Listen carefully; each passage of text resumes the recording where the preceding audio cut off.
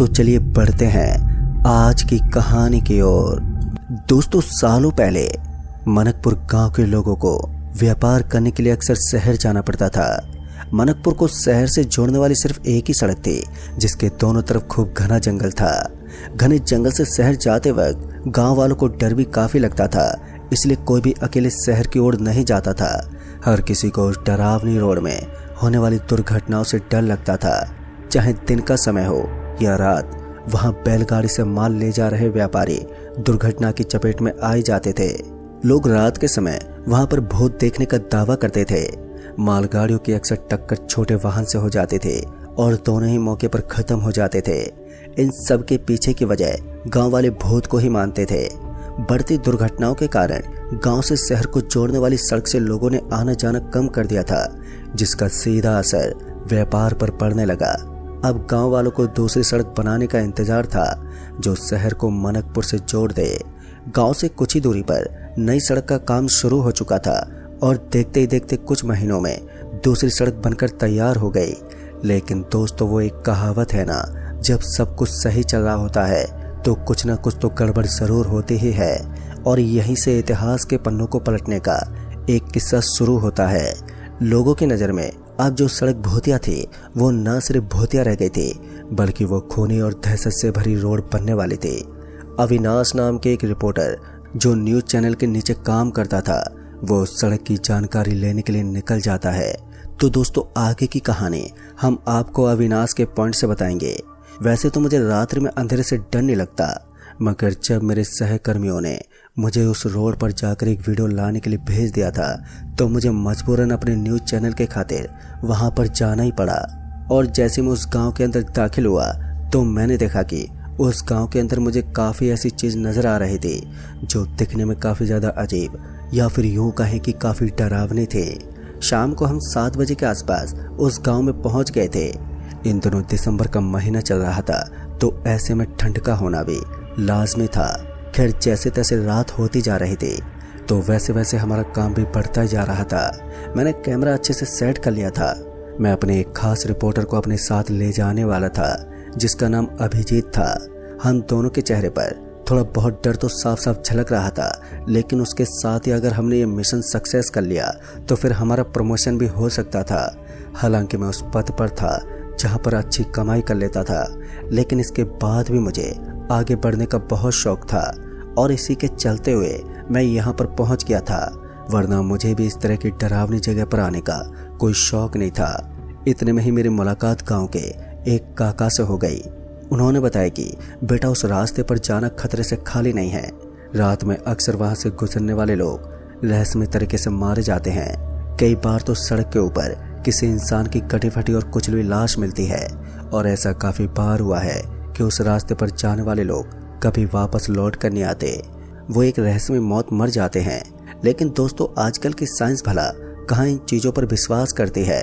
उन काका की बात सुनने के बाद एक बार के लिए तो मुझे भी डर लग रहा था, लेकिन उसके बाद मुझे लगा कि ये सब बस लोगों का भ्रम है और ऐसा कुछ नहीं होता। इसलिए मैं इन बातों के ऊपर ज्यादा ध्यान देना नहीं चाहता था।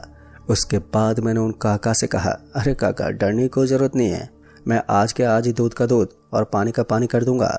ऐसा कुछ नहीं होता, मुझे डर नहीं लग रहा है। मुझे इस चीज का डर तो सता रहा था कि अगर वास्तव में वहां कोई जंगली जानवर निकल आया तो फिर आज हमारा मरना तो तय हो जाएगा। इसलिए हमने अपनी जेब में एक पिस्तौल भी डाल ली थी, ताकि हम उस चीज का सामना कर सके जो हमारे ऊपर अटैक कर रहे हो। आज की पूरी रात हम इस रास्ते के बीच में गुजारने वाले थे, चाहे इसके लिए हमारी जान ही क्यों न चली जाती। उसके बाद मैंने अभिजीत की तरफ देखा और अपना अपना बैग अपने कंधे पर लटका लिया, और फिर हम दोनों वहां से निकल पड़े। जाते वक्त मेरे और अभिजीत के बीच यही सब बातें हो रही थी कि वास्तव में ये गांव काफ़ी ज़्यादा सुनसान है और इस गांव के लोग भी काफ़ी अनपढ़ हैं, जिस वजह से इनके अंदर अभी भी अंधविश्वास फैला हुआ है। उसके बाद हम दोनों यूं ही बातचीत करते हुए आगे की तरफ बढ़ने लगे, और फिर कुछ ही देर के बाद हम दोनों वहां पर पहुंच गए जहां पर हमें आज की रात बितानी थी। तभी हमने देखा कि वहां पर चारों तरफ काफ़ी अंधेरा था, रोशनी का कोई नामो निशान नहीं था, और बाकी जगह के मुकाबले ये जगह भी काफ़ी ज़्यादा डरावनी लग रही थी। मगर उसके बाद हमने उस चीज़ के ऊपर ज़्यादा ध्यान नहीं दिया और कहीं पर आग जलाने का बंदोबस्त करने लगे, क्योंकि ठंड लगातार बढ़ती जा रही थी और हमारे पास ठंड से बचने के लिए आग जलाना एक बेहतर ऑप्शन था। इसलिए मैंने आग जलाने के लिए इधर उधर से सूखी पत्तियां और सूखी घास फूस उठा ली और फिर उसके आजू बाजू में बैठ गए। मगर हमारे लिए इतना काफ़ी नहीं था, अब हमें थोड़ी देर के लिए शूट भी करना था। इसलिए मैंने कैमरा उठा लिया और अपने साथी रिपोर्टर के साथ वीडियो बनाने में जुट गया। मैंने पहली वीडियो की एक क्लिप बना ली थी और अब इस वीडियो के टेलीकास्ट करने के लिए इसे अपने मैनेजर के पास भेजने की कोशिश की, तो मैंने पाया कि यहाँ पर तो नेटवर्क ही नहीं था। मुझे थोड़ा गुस्सा तो आया, लेकिन नेटवर्क के आगे हमारी भी क्या चल सकती थी। इसलिए मैं अपने सहकर्मी रिपोर्टर के साथ जाकर वापस से वहीं पर बैठ गया। अब हम दोनों इधर उधर की बातें करने में बिजी हो गए कि तभी अचानक से एक हवा के झोंके ने वहां के सारे सन्नाटे को एकदम से चीर दिया। दरअसल वो हवा का झोंका इतना तेज था कि एक बार के लिए हमारे कान भी सुन्न हो गए थे और हम दोनों इधर उधर देखने लगे, लेकिन हमें वहां पर कोई भी नजर नहीं आ रहा था। हालांकि वहां पर काफी ज्यादा अंधेरा था, तो अंधेरे के अंदर तो वैसे भी किसी आदमी का नजर आ जाना मुमकिन ही नहीं होता। फिर उसके बाद मैंने अपने मोबाइल की टॉर्च को जलाया और आजू बाजू में देखा, लेकिन मोबाइल की टॉर्च के ऑन करने के बावजूद भी मुझे कोई नहीं दिखा। इसलिए मैंने फिर से इस चीज के ऊपर ज्यादा गौर नहीं किया और अपने मोबाइल में वीडियो की एडिट करने लगा। अभी मैं कुछ कर ही रहा था कि एक आवाज आई। इस बार इस आवाज को सुनकर हमें ऐसा लगा जैसे कि हमारे आजू बाजू में कोई है और वो हमें देख सकता है, लेकिन हम दोनों पूरी चाहत होने के बावजूद भी उसे देख पाने में सक्षम नहीं थे। जब मैंने अपने साथी रिपोर्टर को ये बात बताई तो उसने बताया कि उसे भी बिल्कुल ऐसा ही महसूस हो रहा है और फिर कुछ ऐसा हुआ जिसके बारे में हमने कभी सोचा तक नहीं था। आते वक्त भी हमने ये नहीं सोचा था कि वहां पर जाने के साथ हमारे साथ कुछ ऐसा हो जाएगा। अभी हम दोनों बैठे ही थे कि तभी वहां पर एक लाल रंग की चुन्नी लहराने लगी और उस चुन्नी को देखकर ऐसा लग रहा था कि वो किसी महिला की चुन्नी थी। बहुत देर तक हमने इधर उधर देखने की कोशिश की, मगर हमें वहां पर कोई भी नजर नहीं आया। हमें वो सिर्फ लाल कलर की चुन्नी ही लटकी हुई नजर आ रही थी और उस चुन्नी के लटकने का जो शीर्ष था वो एक पेड़ था। उस पेड़ के आड़ से हमें वो लटकती हुई चुन्नी नजर आ रही थी। कहीं ऐसा भी तो हो सकता था कि उस पेड़ के पीछे कोई महिला हो। यही सब देखने के लिए अब हम दोनों उसकी तरफ बढ़ने लगे। हमारी जान हलक में आ गई थी, मगर हम किसी भी तरह से वहां पर पहुंच चुके थे और जैसे हम वहां पर गए तो हमने देखा कि वहां पर कुछ खास नहीं था। वहां पर सिर्फ एक लाल रंग की चुन्नी थी। लेकिन दूसरी बार हैरानी हमें तब हुई जब हमें इस चीज का एहसास हुआ कि वहां पर हवा का नामो निशान तक नहीं था। फिर ये लाल रंग की चुन्नी ऑटोमेटिकली हवा में कैसे लहरा सकती थी? सच में ये काफी अजीब था। लेकिन फिर हमने उस लाल चुन्नी को वहीं पर रख दिया और दोनों वापस से आगे की तरफ बढ़ने लगे। लेकिन तभी हमें एक आवाज आई कि तुम दोनों ने यहाँ पर आकर बहुत ही बड़ी गलती कर दी है। फिर इसी बीच मैंने अपना कैमरा ऑन कर लिया था। एक तरफ जहां पर मैं कैमरे के अंदर देख रहा था तो मुझे वहां पर एक काली औरत खड़ी दिखाई दे रही थी। मुझे हैरानी तो इस बात की हो रही थी कि जब मैं अपने कैमरे के बजाय असलियत में वहां कुछ देखने की कोशिश कर रहा था तब मुझे कोई भी नजर नहीं आ रहा था। लेकिन जैसे मैं उस स्थान को कैमरे के अंदर देखने की कोशिश करता तो वहां एक परछाई के साथ साथ उसका पूरा का पूरा शरीर उस कैमरे के अंदर कैप्चर हो गया था। और फिर इसी चीज का विश्वास दिलाने के लिए मैंने अपना कैमरा अपने दोस्त के हाथ में थमा दिया। जब उसने भी सामने की तरफ देखा तो उसके भी पैर कांपने लगे और अब मैं समझ गया था कि अब उसने भी वो खौफनाक और डरावना दृश्य देख लिया था जिसे देखने के लिए हम इतनी देर से उतावले हो रहे थे। और हमें ऐसा ही लग रहा था कि भूत प्रेत जैसा कुछ नहीं होता। हम जिन चीजों को गलत साबित करने के लिए यहाँ पर आए थे अब उन्हीं ने हमारे ऊपर अटैक करना शुरू कर दिया था। मैंने अपने दोस्त के कंधे पर हाथ रखा और उसे यहाँ से भागने को कहा, लेकिन जैसे मैंने उसके शरीर को हाथ लगाया तो मुझे ऐसा लग रहा था कि मैं किसी ठंडी डेड बॉडी के ऊपर अपना हाथ रख रहा हूँ। मेरा साथी पूरी तरह से सिकुड़ गया था और मैं उसे हिलाने की कोशिश तो कर रहा था, लेकिन मेरी पूरी ताकत लगाने के बाद भी वो वहीं का वहीं जमा हुआ था। ऐसा प्रतीत हो रहा था कि उसे सांप सूंघ गया हो।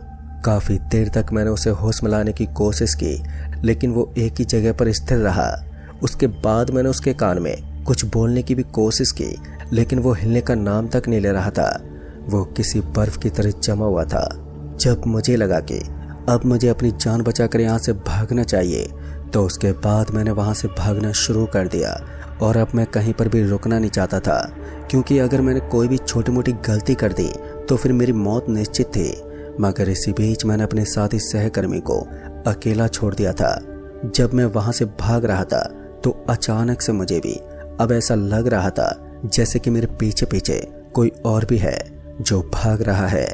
एक बार के लिए जब मैंने पीछे पलटकर देखा तो मैंने पाया कि वो मेरा सहकर्मी ही था जो अब मेरे पीछे पीछे भागता जा रहा था। अब हम दोनों यहाँ तक तो पहुँच गए थे, लेकिन अब हमें बाइक तक पहुँचने के लिए भी काफ़ी संघर्ष करना पड़ रहा था। किसी तरह से मैं बाइक के पास पहुँचा और उसकी चाबी ऑन कर ली। इतने में मेरा दोस्त भी भागता हुआ मेरे पास आ गया था। उसके हाथ में कैमरा था और हमने कैमरे में साफ साफ उस महिला का वीडियो बनाया था। और आज हम ये खुलासा कर देने वाले थे कि दुनिया में भूत पिशाच भी होते हैं। मगर इससे पहले कि बाइक स्टार्ट हो पाती कि अचानक से वहाँ का पूरा माहौल बिगड़ने लगा। आसमान में काले बादल आ गए थे और जोरों से बिजली कड़क रही थी। किसी तरह से हम दोनों वहाँ से निकलने की कोशिश करने लगे, लेकिन हमारी बाइक अब स्टार्ट ही नहीं हो रही थी। जब काफ़ी देर तक कोशिश करने के बाद भी हमारी बाइक पर कोई असर नहीं हुआ, तो उसके बाद हमने पैदल पैदल भागना शुरू कर दिया। और किसी तरह से अपनी जान बचाकर हमने अपने बाकी रिपोर्टर्स के पास जाकर उन्हें सारी बात बता दी। हमारी बातें सुनने के बाद उन्हें एक बार भी हमारी बातों पर विश्वास नहीं हुआ, लेकिन जिस तरह की दशा उन्होंने हमारी देखी थी उससे उन्हें साफ जाहिर हो रहा था कि जो लोग भूत प्रेत पर विश्वास नहीं करते, अगर वो इस तरह की बात कर रहे हैं तो ज़रूर इसके पीछे कोई ना कोई तो कारण होगा। दोस्तों, उसके बाद उन लोगों ने वहाँ पर जाकर देखने की भी कोशिश की, लेकिन उन्हें वहाँ पर कोई नहीं दिखा। उस दिन के बाद आज तक मैंने कभी भी उस तरह के भयानक रास्तों पर कोई भी रिपोर्टिंग करने की कोशिश नहीं की है। और साथ ही जब हमने उस कैमरे को ओपन करके उस महिला की तस्वीर को देखने की कोशिश की तो उस कैमरे में कुछ भी नहीं था, जिससे हमें झूठा साबित होना पड़ा। मगर उस घटना को हम झुठला नहीं सकते, क्योंकि आज भी उसको याद करके हमारी रूह बुरी तरह से कांप जाती है। तो दोस्तों, इस कहानी में बस इतना ही। कहानी आपको पसंद आई हो तो वीडियो को लाइक शेयर कमेंट ज़रूर कर दें, और साथ ही हमें नीचे कमेंट बॉक्स में ज़रूर बताएं। जल्द ही मिलूंगा ऐसी एक और नई कहानी के साथ। तब तक के लिए बाय एंड टेक केयर।